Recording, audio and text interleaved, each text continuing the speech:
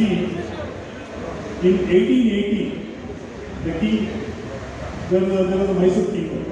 In that Mysore kingdom in 1880 itself, our Odeya Maharaj had introduced schools for untouchables in 1880 itself.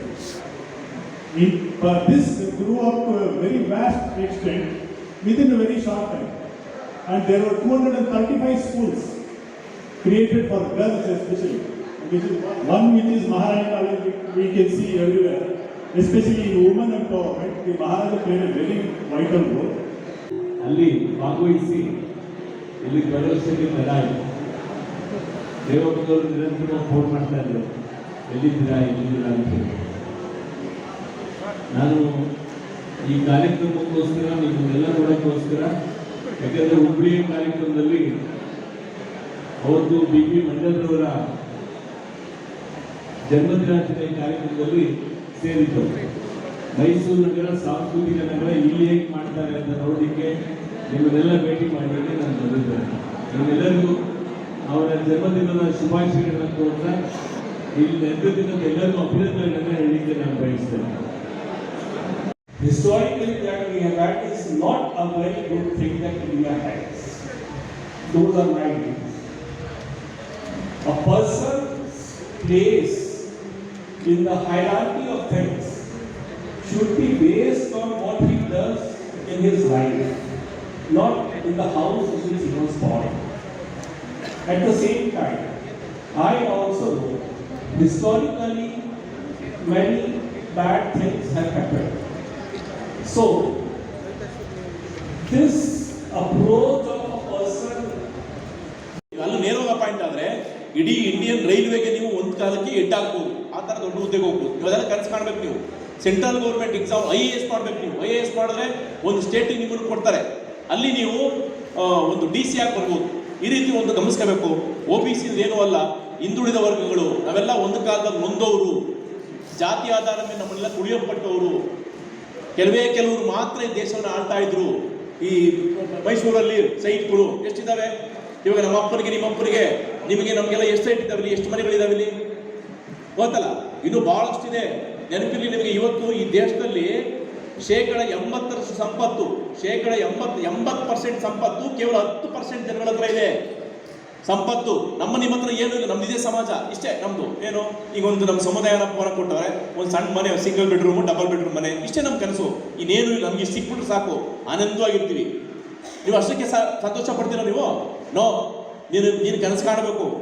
ಇವತ್ತು ಯಾರೋ ಒಬ್ಬ ತಾವು 500 factory ಇದ್ದಾವೆ, 500 bus ಇದ್ದಾವೆ, ಕಣ್ರಿ. ನಿಮ್ಗೆ ಗೊತ್ತಿಲ್ಲ, 500 ಮನೆಗಳಿದ್ದಾವೆ, 500 ಸೈಟ್ಗಳಿದ್ದಾವೆ. ಬೆಂಗಳೂರಿನಲ್ಲಿ ಒಂದು ಏರಿಯಾನೇ ಒಬ್ಬರ ಹೆಸರಲ್ಲೈತೆ. ಇದರಲ್ಲಿ ಕೋರ್ಮಂಗ್ಲ ಸದಾಶಿವನಗರ ಕಡೆ ನೋಡ್ಬೇಕು ನೀವು, ದೊಡ್ಡ ಬಿಸ್ನೆಸ್ ಮ್ಯಾನ್ಗಳವರು. ಅಲ್ಲಿ ಕಡಿಮೆ ಅಂದ್ರೂ ಒಬ್ಬನಿಗೆ 1000 ಕೋಟಿ, 1,500 ಕೋಟಿ. ಯಾವಾಗಪ್ಪ ನೀವೆಲ್ಲ ಹೋಗೋದು? ದೇವರಾಜ್ ಅವರು ಪರಿಚಯ ಮಾಡ್ಕೊಡ್ಬೇಕಂತ ಕೇಳ್ತೀನಿ. ಡಾಕ್ಟರ್ KS ರಂಗಪ್ಪ ಸರ್ ಅವರನ್ನ ಸಭೆಗೆ ಪರಿಚಯಿಸಬೇಕಂತ ದೇವರಾಜ್ ಅವರಿಗೆ ಕೇಳ್ಕೊಳ್ತೀನಿ.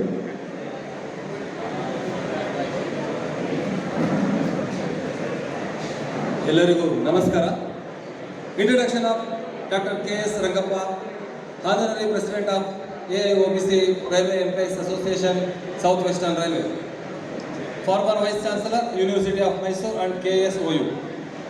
It is my privilege to introduce Dr. KS Rangappa sir, a renowned academician, scientist and a leader, currently serving as a Honorary President of AIOBC Railway Employees Association, South Western Railway. He has held prestigious position as the Vice Chancellor of the University of Mysore and KSOU, where he played a key role in advancing higher education. An internationally recognized scientist, Dr. Rangappa sir has published over 500 research papers, holds multiple patents and has been cited over 12,000 times. He is ranked among the top 2% scientists in the world by Stanford University. His contribution to medical chemistry, including anti-cancer drug development and COVID-19 diagnostic research, have earned him a global respect. Dr. Rangappa is a fellow of the World Academy of Science and the Royal Society of Chemistry, UK. ಈ ಹಿಂದುಳಿದ ವರ್ಗಗಳ ಸಮಾಜಕ್ಕೆ ಸೇರಿದಂಥ ಎಲ್ಲ ಬಂಧುಗಳೇ, ಮಾಧ್ಯಮ ಸ್ನೇಹಿತರು, ಈ ದಿನ ಮಾನ್ಯ ಹರೀಶ್ ಗೌಡ್ರು, ರಂಗೇಗೌಡರು ಎಲ್ಲರೂ ಕೂಡ BP ಮಂಡಲ್ ಕಮಿಷನ್ ಬಗ್ಗೆ ಸಾಕಷ್ಟು ಮಾತನಾಡಿದ್ದಾರೆ.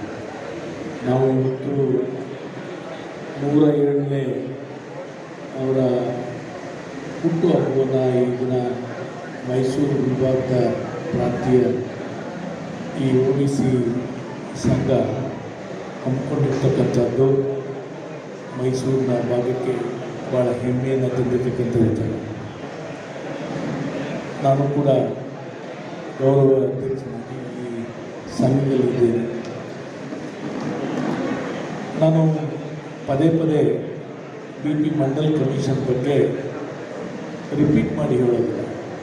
ಹರೀಶ್ ಗೌಡ್ರು ಇದ್ದಾರೆ, ರಂಗೇಗೌಡರು ಸಾಕಷ್ಟು ಹೇಳಿದ್ದೀನಿ. ನಾಯಕ ಮಂಡಲ್ ಆಯೋಗ ಮಂಡಲ್ ಅವರ BP ಮಂಡಲ್ ಅವರ ಒಂದು ಜನ್ಮದಿನಾಚರಣೆ ಆಚರಣೆ ಮಾಡೋದ್ರ ಮುಖಾಂತರ ನೀವು ನಿಜವಾಗ್ಲೂ ಒಂದು ಯಂಗ್ ಜನರೇಷನ್ಗೆ ಮತ್ತು ಈ ದೇಶಕ್ಕೆ ಒಂದು ಮಾದರಿ, ಅದರಲ್ಲೂ ವಿಶೇಷವಾಗಿ ಮೈಸೂರು ಜಿಲ್ಲೆಯಲ್ಲಿ ಸಾಂಸ್ಕೃತಿಕವಾಗಿ ಇಷ್ಟು ಮುಂದುವರೆದಿರ್ತಕ್ಕಂಥ ಈ ಮೈಸೂರಿನಲ್ಲಿ ನೀವೆಲ್ಲ ಒಂದಾಗಿರ್ತಕ್ಕಂಥ ಭಾಳ ಸಂತೋಷ ತರ್ತದೆ. ಯಾಕೆಂದರೆ ಜೊತೆಗೆ ನೀವೆಲ್ಲರೂ ಕೂಡ ಇವತ್ತು ಇಲ್ಲಿ ಕೂತಿದ್ದೀರಿ. ನಮಗೆ ಗೊತ್ತಿದೆ, ಕರ್ನಾಟಕ ಸರ್ಕಾರ ಅಥವಾ ಸ್ಟೇಟ್ ಗೌರ್ಮೆಂಟ್ಗಳಿಗಿಂತಲೂ ಕೂಡ ಸೆಂಟ್ರಲ್ ಗೌರ್ಮೆಂಟು ಭಾಳ ಶಿಸ್ತು. ಅಲ್ಲಿ ಕಂಪೇರ್ ಟು ಏನು ಕರಪ್ಷನ್ ಆಗ್ಬೋದು ಮತ್ತು ಬೇರೆ ಬೇರೆ ರೀತಿಯ ವ್ಯವಹಾರಗಳಾಗಿರ್ಬೋದು, ಎಲ್ಲದರಲ್ಲೂ ಕೂಡ ಸೆಂಟ್ರಲ್ ಗೌರ್ಮೆಂಟ್ಗೆ ಸ್ಟೇಟ್ ಗೌರ್ಮೆಂಟ್ ಹೋಲಿಸ್ಕೊಳ್ಳೋಕೆ ಸಾಧ್ಯನೇ ಇಲ್ಲ. ನಮ್ಗೆ ಗೊತ್ತದು. ಏಕೆಂದರೆ ಅಲ್ಲಿರ್ತಕ್ಕಂಥ ಶಿಸ್ತು, ಅಲ್ಲಿರ್ತಕ್ಕಂಥ ಒಂದು ಬದ್ಧತೆ ನಮ್ಮ ಸ್ಟೇಟ್ ಗೌರ್ಮೆಂಟ್ಗಳಲ್ಲಿ ಸ್ವಲ್ಪ ಕಡಿಮೆನೆ. ನಾನು ಸ್ಟೇಟ್ ಗೌರ್ಮೆಂಟ್ ಮ್ಯಾನು, ಇದೇನಪ್ಪ ಇವ್ನಿಗೆ ಹೇಳ್ತಾ ಇದ್ದಾನೆ, ಸ್ಟೇಟ್ ಗೌರ್ಮೆಂಟ್ ನಾವು ಹೊಗಳ್ಕೊಳ್ಳೋದಲ್ವಾ, ಸೆಂಟ್ರಲ್ ಗೌರ್ಮೆಂಟ್ ಹೊಗಳ್ತಾವೆ. ಅದಕ್ಕೆ ಸೆಂಟ್ರಲ್ ಗೌರ್ಮೆಂಟೇ, ಸ್ಟೇಟ್ ಗೌರ್ಮೆಂಟ್. ಯಾಕೆಂದರೆ ಸೆಂಟ್ರಲ್ ಗೌರ್ಮೆಂಟ್ಗೆ ಅದರದ್ದೇ ಆಗಿರ್ತಕ್ಕಂಥ ಘನತೆ ಇದೆ. ಇವತ್ತು ಸೆಂಟ್ರಲ್ ಗೌರ್ಮೆಂಟ್ ಇಲ್ಲ ಅಂತಂದರೆ, ಪ್ರಧಾನಮಂತ್ರಿಗಳು ಅಥವಾ ಒಂದು ಆ ಕ್ಯಾಬಿನೆಟ್ ಇಲ್ಲ ಅಂತಂದರೆ ನಮ್ಮ ದೇಶನೇ ಇಲ್ಲ. ನಮ್ಮ ಪ್ರಪಂಚದ ಹೊರಗಡೆ ಇಣಕಲ್ಲ ನಾವು. ಇವತ್ತು ನೋಡಿ, ಬರೀ 10x10 ನಾನು ಸುಮಾರು ಪಾವಗಡದಲ್ಲಿ ಕೆಲಸ ಮಾಡಿದೆ ಮೊದಲು. ಬರೀ 10 ಅಡಿ ಒಂದು ಮನೆ, ಅಷ್ಟೇ ಮನೆ. ಅದರಲ್ಲೇ ನಾಯಿ ಇರ್ತದೆ, ಅದರಲ್ಲೇ ಹಸುಗಳು ಇರ್ತವೆ, ಅದರಲ್ಲೇ ಮೇಕೆ ಸಾಕ್ತಾರೆ, ಅದರಲ್ಲೇ ವಾಸ ಮಾಡ್ತಾರೆ, ಅಲ್ಲೇ ಪಕ್ಕದಲ್ಲೇ ಮಲ್ಕೋತಾರೆ.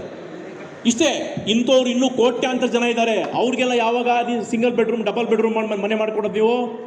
ಯಾವಾಗ ನಮ್ಮ ದೇಶ ಚೆನ್ನಾಗಿ ಉದ್ಧಾರ ಆಗೋದು? ಅದಕ್ಕೆಲ್ಲ ಇನ್ನೂ ಅಸಮಾನತೆ ಅಂತಕ್ಕಂಥದ್ದು ಹಂಗೆ ಇದೆ.